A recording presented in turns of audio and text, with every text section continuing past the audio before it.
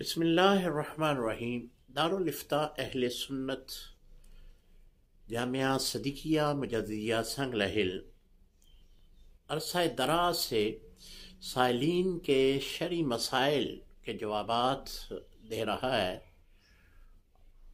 اور یہ سوالات جو ہیں مجھے کتنے لوگوں نے رابطہ کیا جی سوال کرنے کا طریقہ کیا ہے جی؟ مختلف ہمارے الحمدللہ بہت سارے گروپ ہیں واٹس ایپ پہ جو لوگ ہمیں سوالات کا سلسلہ جاری رکھے ہوئے ہیں، ان میں سے ہم انتخاب کرتے ہیں کہ کس سوال کا جواب جو ہے وہ یوٹیوب پہ بھی دے دیا جائے۔ تو اس میں سے کسی ایک سوال کو جو ہم اٹھا کر یوٹیوب میں بذریعہ ویڈیو جواب دینے کی کوشش کرتے ہیں۔ تو آج کے سوال کی طرف چلتے ہیں۔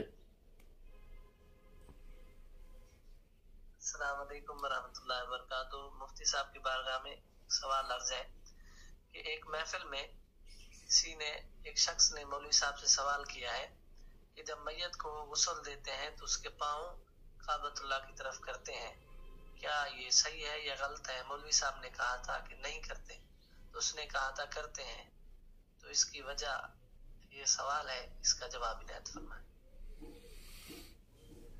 جی وعلیکم السلام ورحمۃ اللہ وبرکاتہ۔ جان بوجھ کر میت کے پاؤں تو نہیں قبلے کی طرف کرتے، ہاں اگر ہو جائیں تو اس پر گناہ نہیں ہوگا۔ 4 مقامات ایسے فقہا نے لکھے ہیں کہ اگر قبلے کی طرف پاؤں ہو جائیں تو گناہ نہیں ہے۔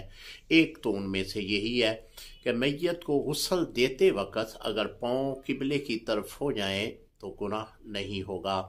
دوسرا یہ ہے کہ جب آپ میت کو قبرستان کی طرف لے جا رہے ہوں تو حکم یہ ہے کہ جو میت کا سر والا حصہ ہے یعنی چہرہ اس کا، وہ قبرستان کی طرف ہو، اور اس طرح پاؤں اگر قبلے کی طرف ہو جائیں تو پھر بھی گناہ نہیں ہوگا۔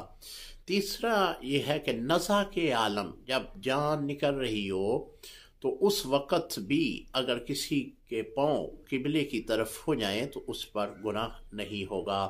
چوتھا کہ حالت عذر میں اگر کوئی قبلے کی طرف پاؤں کر کے نماز وغیرہ پڑھتا ہے تو پھر بھی گناہ نہیں ہوگا۔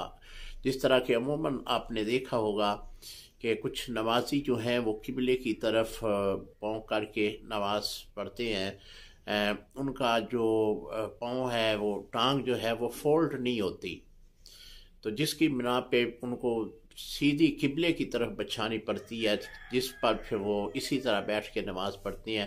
اگر یہ مریض ہے تو حالت عذر میں قبلے کی طرف پاؤں کر کے نماز پڑھنے پر بھی اسے گناہ نہیں ہوگا۔